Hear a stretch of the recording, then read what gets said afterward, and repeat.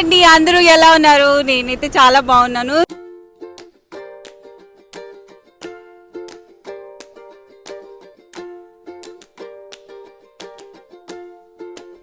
ఈరోజైతే మార్నింగే లేచి ఇక్కడికి బీచ్కి వచ్చామన్నమాట. సన్ రైజ్ కోసం ట్రై చేసాము, బట్ ఒక 10 minutes అలా లేట్ అయింది. కొంచెం పైకి వచ్చేసింది సన్. బట్ ఇక్కడ వెదర్ కానీ లొకేషన్ కానీ చాలా చాలా బాగుందన్నమాట. వెనుక కొబ్బరి చెట్లు, ముందేమో సముద్రం, అసలు అలలు ఎంత బాగుందో. అసలు సన్ రైజ్ మళ్ళీ చాలా బాగుందన్నమాట. ఇక్కడైతే మంచిగా మేము ఎంజాయ్ చేస్తున్నాము. చూడండి, అసలు సీ అయితే శాండ్ బీచ్ అనమాట. ఇక్కడ యూకేలో మ్యాక్సిమం శాండ్ బీచెస్ అయితే ఉండవండి. ఇండియాలోనే ఈ ఫెసిలిటీ ఉంది. యూకేలో శాండ్ బీచెస్ చాలా తక్కువ. ఇక్కడ మాత్రం అసలు సూపర్గా ఉంది. మంచిగా అందరం ఫ్యామిలీ వచ్చి మంచిగా ఎంజాయ్ చేస్తున్నాము ఇక్కడ.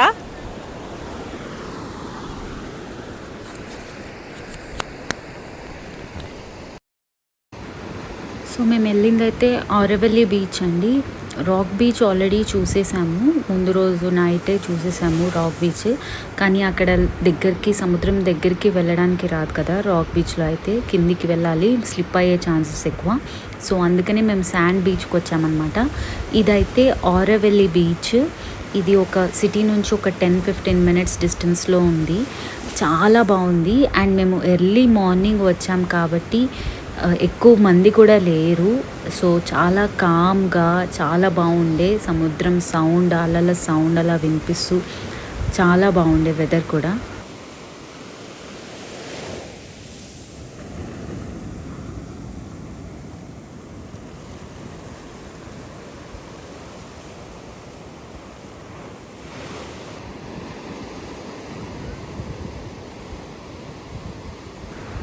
మీరు ఎవరైనా పాండిచ్చేరి వస్తే ఖచ్చితంగా ఆరవల్లి బీచ్ అయితే విజిట్ చేయండి. మేము వేరే బీచెస్ కూడా చూసాము, ప్యారడైజ్ బీచ్, రాక్ బీచ్ అలా. కానీ అవన్నిటికంటే మాకైతే ఈ బీచే బాగా నచ్చింది. ఎందుకంటే ఇది నీట్గా కూడా ఉంది, చాలా క్లీన్గా నీట్గా ఉండే. ఎందుకంటే మేము ఎర్లీ మార్నింగే వెళ్ళాం కాబట్టి ఇంకా షాప్స్ కూడా ఏమీ ఓపెన్ అవ్వలేదు బీచ్ దగ్గర.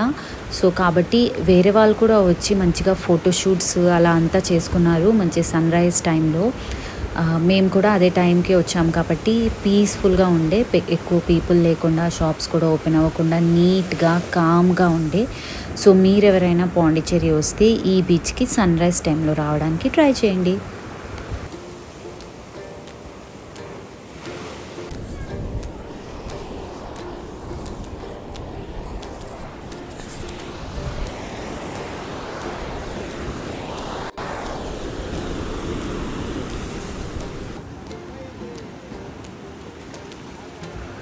మా చిన్నోడైతే ఇంకా నిద్రమబ్బులోనే ఉన్నాడు. ఎర్లీ మార్నింగ్ వచ్చాం కదా, కానీ వాడు కూడా కొద్దిసేపట్లో మంచిగా ఎంజాయ్ చేశాడు అలల్ని చూసుకుంటూ.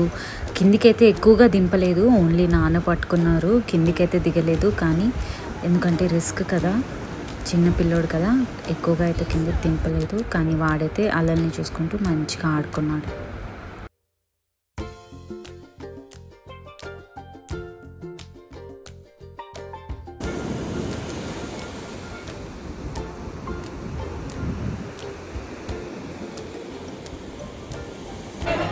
హాయ్ అండి, అందరూ ఎలా ఉన్నారు? సో మేమైతే పాండిచ్చేరి నుంచి స్టార్ట్ అయిపోయామన్నమాట. మళ్ళీ రిటర్న్ వెళ్తున్నాము. సో మధ్యలో అయితే కంచి ఉంది కదా, కంచిని చూసేసి కంచి కామాక్షి అమ్మవారిని, వరదరాజ స్వామి గుడిని, ఇక్కడ బంగారు బల్లి ఉంటుంది కదా, బంగారు బల్లిని చూసేసి తిరుత్తణిలో కుమారస్వామి గుడి కూడా ఉందంట. సో ఈ 2 గుడులు, ఈ 3 గుడులు కవర్ చేసేసి ఈరోజు ఈ గుడిలన్నీ చూసేసి రిటర్న్ అయిపోతామన్నమాట. సో ఇప్పుడు అయితే A to B రెస్టారెంట్లో లంచ్ చేయడానికి అయితే వచ్చేసాము. సో దీని తర్వాత ఈవినింగ్ 4 o'clockకి గుడి ఓపెన్ అవుతుంది. సో గుడికి అయితే వెళ్ళిపోతాము. సో మీకు ఆ గుడిలన్నీ కూడా చూపిస్తాను. కాంచీపురంని 2 భాగాలుగా విడదీశారండి అప్పట్లో జనాలు, విష్ణు కంచి, శివ కంచి అని. ఎందుకంటే అప్పట్లో విష్ణు భక్తులకి, శివ భక్తులకి విభేదాలు ఉండేవి కదా, అందుకని. సో శివ కంచిలో కంచి కామాక్షి అమ్మవారి గుడి ఉంటుంది, విష్ణు కంచిలో వరదరాజస్వామి గుడి ఉంటుంది అనమాట. ఫస్ట్ అయితే మేము శివ కంచికి వచ్చాము. ఇక్కడ కంచి కామాక్షి అమ్మవారి గుడిని దర్శించుకున్నాము. తర్వాత మేము విష్ణు కంచికి వెళ్ళి వరదరాజస్వామి గుడికి వెళ్ళాము. ఇక్కడే బంగారు బల్లి, వెండి బల్లి ఉంటాయంటండి. ఖచ్చితంగా తమిళనాడు సైడ్ వచ్చిన వాళ్ళు ఎవరైనా కూడా ఈ గుడికి అయితే ఖచ్చితంగా వస్తారు. ఎందుకంటే బంగారు బల్లిని ముట్టుకుంటే మనకి పాపాలన్నీ తొలగిపోతాయని అందరూ నమ్ముతారనమాట. అందుకని మీరు కూడా ఎవరైనా సౌత్ ఇండియా వచ్చినప్పుడు, తమిళనాడు సైడ్ వచ్చినప్పుడు అయితే ఖచ్చితంగా ఈ గుడికైతే వచ్చి బంగారు బల్లిని ముట్టుకోవడానికి ట్రై చేయండి. కానీ వరదరాజస్వామి గుడిలో అయితే చాలా రష్ ఉండే. మాకు దర్శనంకే ఒక 2-3 అవర్స్ అయితే పట్టింది. లోపల లైన్ చాలా పెద్దగా ఉండే అండ్ గుడి కూడా పైన ఉండే, చాలా మెట్లెక్కి వెళ్ళాల్సి వచ్చింది.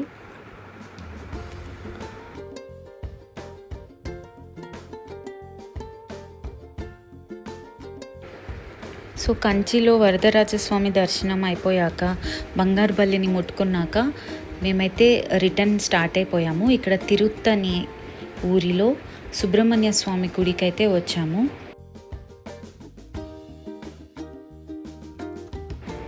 ఆల్మోస్ట్ క్లోజింగ్ టైంకి వచ్చామండి. ఇంకో 5 minutesలో గుడి క్లోజ్ అయిపోయేది.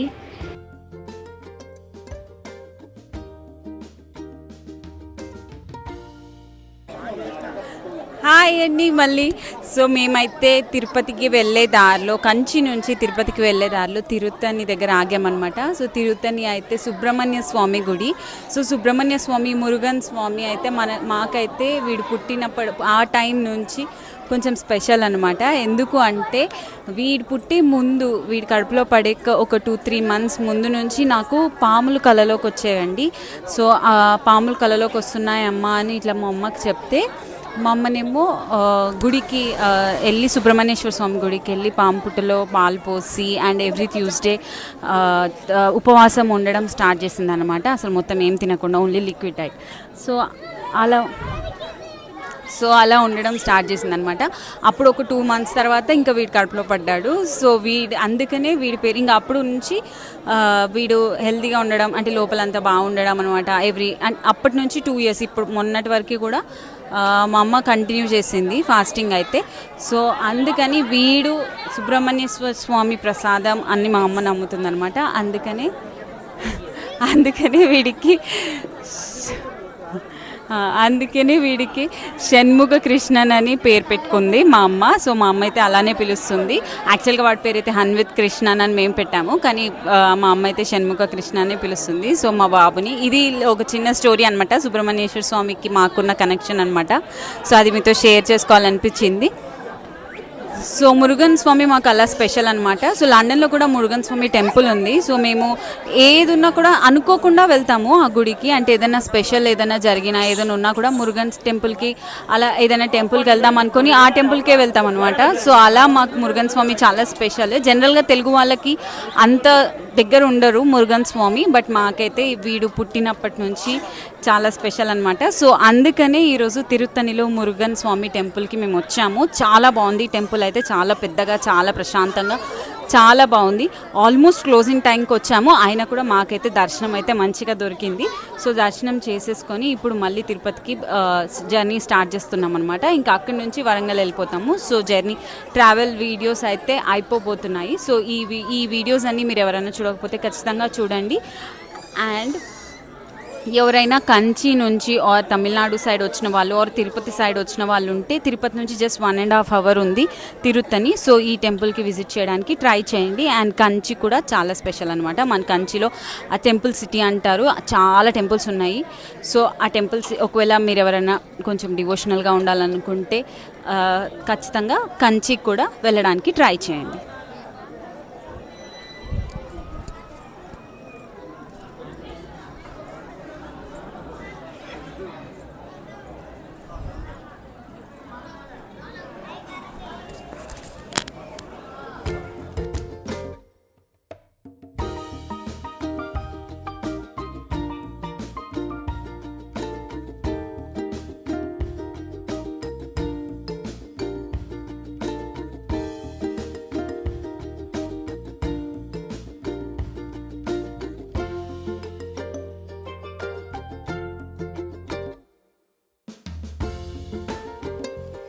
ఈ వీడియో మీకు నచ్చితే ప్లీజ్ లైక్ చేయండి అండ్ మీ ఫ్రెండ్స్ అండ్ ఫ్యామిలీతో షేర్ చేసి మీరు కూడా పాండిచ్చేరి ట్రిప్ ప్లాన్ చేయడానికి ట్రై చేయండి.